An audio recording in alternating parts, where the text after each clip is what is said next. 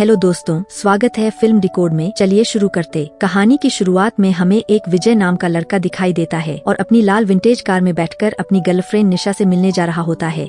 रास्ते में दोनों वीडियो कॉल पर बात कर रहे होते हैं और निशा थोड़ा ज्यादा फ्लर्टी होकर विजय को अपने पास जल्दी पहुँचने के लिए उकसा रही होती है। विजय भी पूरी तरह उसी मूड में बह जाता है, लेकिन तभी अचानक उसके बॉस का फोन आ जाता है। अब यहाँ ट्विस्ट ये है कि बॉस सिर्फ बॉस नहीं बल्कि विजय के ससुर भी है। हाल ही में विजय की एक गलती की वजह से कंपनी को भारी नुकसान हुआ था और इसी कारण ससुर जी ने बोर्ड ऑफ डायरेक्टर्स की अर्जेंट मीटिंग बुला ली थी। वो फोन पर साफ बोल देते हैं कि बहानेबाजी छोड़ो और टाइम से मीटिंग में पहुंचो। विजय परेशान होकर तुरंत अपनी बीवी अनीता को फोन करता है ताकि वो अपने पापा को मना दे, लेकिन अनीता खुद बोर्ड की मेंबर थी और वो भी मीटिंग में जाने वाली थी, तो वहाँ भी विजय को कोई राहत नहीं मिलती। अब विजय ये समझ जाता है कि मीटिंग में जाना ही पड़ेगा, लेकिन उधर निशा पूरी तरह तैयार बैठी होती है और जब उसे पता चलता है कि विजय नहीं आ पा रहा तो वो उसे वापस लुभाने की कोशिश करती है। विजय एक पल को बेहक भी जाता है और मन में सोचता है कि चाहे कुछ भी हो, आज तो उसी के पास जाएगा। बस इसी उलझन में उसका ध्यान सड़क से हटता है और सामने आए एक साइकिल सवार को बचाने के चक्कर में उसकी कार एक पेड़ से जा भिड़ती है। हादसा बड़ा दिखता है, कार का तो पूरा हाल खराब हो जाता है, लेकिन विजय किसी तरह बच जाता है। कार टकराने के बाद विजय की गाड़ी पूरी तरह जवाब दे चुकी थी, ना स्टार्ट हो रही थी और ना उसके फोन में सिग्नल आ रहे थे। मजबूरी में वो उसी साइकिल वाले से लिफ्ट लेकर पास के मैकेनिक के पास पहुंचता है। मैकेनिक बताता है कि कार ठीक होने में समय लगेगा, तो विजय थोड़ा इंतजार करने के लिए सामने मौजूद कैफे में चला जाता है। कॉफी पीते पीते उसे अचानक कोई जानी पहचानी आवाज सुनाई देती है। वो उस आवाज का पीछा करते हुए कम्युनिटी हॉल तक पहुंचता है और वहाँ उसकी मुलाकात होती है शांति से, जो एक डांस टीचर थी। लेकिन जैसे ही शांति की नजर विजय पर पड़ती है, उसका पूरा चेहरा फीका पड़ जाता है। विजय बात करने की कोशिश करता है, पर शांति सीधे वहाँ से निकलने लगती है और विजय भी उसके पीछे पीछे चल पड़ता है। उनकी बातचीत से साफ झलकता है कि दोनों एक दूसरे को पहले से जानते थे और तभी विजय का हाथ फिसलता है और उसकी कॉफी सीधे शांति के ब्लाउज पर गिर जाती है। विजय माफी तो मांगता है, लेकिन उसकी आंखों में दिखता इरादा देखकर ये बात कोई भी समझ सकता था कि ये बस गलती नहीं थी। शांति उसे साफ कह देती है कि वो यहाँ से चले जाए क्योंकि उसे देर हो रही है। तभी एक पुलिस वाला वहाँ आता है और दूर से ही विजय पर शक की नज़र से बरने लगता है। लेकिन जैसा हर बार होता है, कार्रवाई से पहले पुलिस इंस्पेक्टर इंद्रजीत सिंह सीधे शांति से पूछता है कि विजय उसे परेशान तो नहीं कर रहा। शांति बताती है कि वो विजय को जानती है और बस बात कर रहे थे, जिससे मामला शांत हो जाता है। इंस्पेक्टर विजय का नाम पता लिखकर आगे बढ़ जाता है। इसके बाद शांति खुद विजय को अपने घर चलने को कहती है।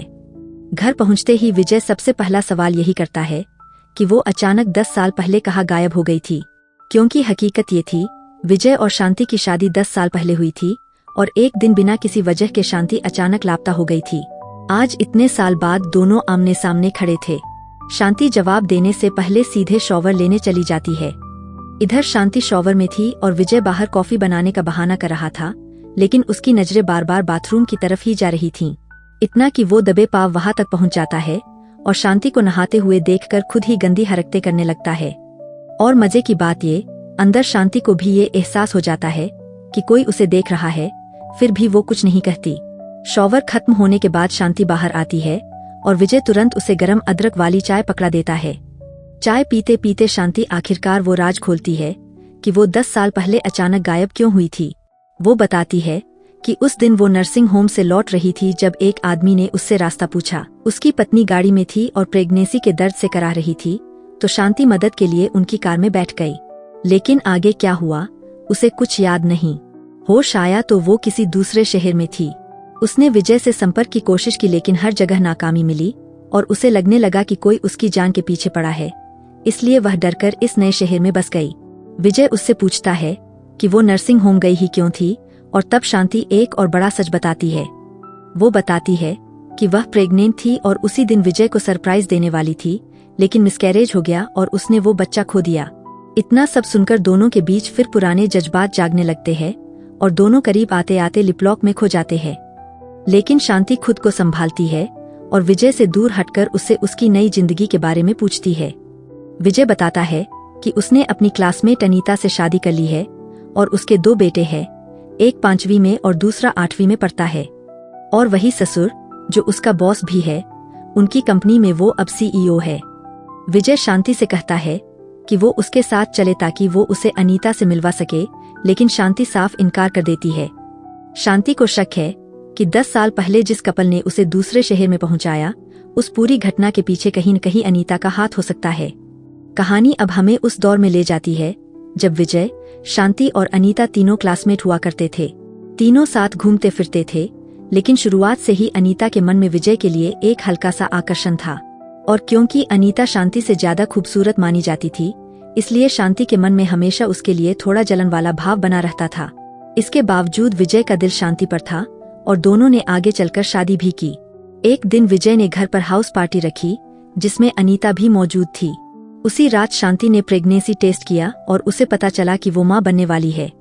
विजय ये सुनकर पूछता है कि इसमें अनीता कैसे बीच में आती है और वो क्यों चाहेगी कि शांति को नुकसान पहुंचे। तब शांति एक पुरानी बात याद करते हुए बताती है कि उस रात जब उसने टेस्ट किया था, उसने गलती से टेस्ट किट बाथरूम में ही छोड़ दी थी, और जब वो कुछ देर बाद उसे लेने वापस गई तो वहां अनीता मौजूद थी। इससे शांति को लगा कि अनीता को उसकी प्रेगनेंसी का पता चल चुका था, और क्योंकि अनीता पैसों वाली थी, उसे शक है कि वही किसी ऐसे कपल को पैसे देकर उसे रास्ते से हटवाना चाहती होगी ताकि आगे चलकर वो खुद विजय के करीब आ सके। विजय उससे पूछता है क्या उसे आज भी उस कपल का चेहरा याद है, और शांति तुरंत कहती है कि 10 साल बीत जाने के बावजूद उसे वो चेहरा बिल्कुल साफ याद है। विजय कहता है कि अगर वो लोग मिल गए और ये साबित हो गया कि अनीता इसके पीछे थी, तो उसे कड़ी सजा मिल सकती है। लेकिन शांति बताती है कि अब इन सब बातों के पीछे भागने का शायद कोई फायदा नहीं। इसी चर्चा के बीच पुराने जज्बात फिर से उभर आते हैं और दोनों के बीच नजदीकियां अचानक बहुत बढ़ जाती है।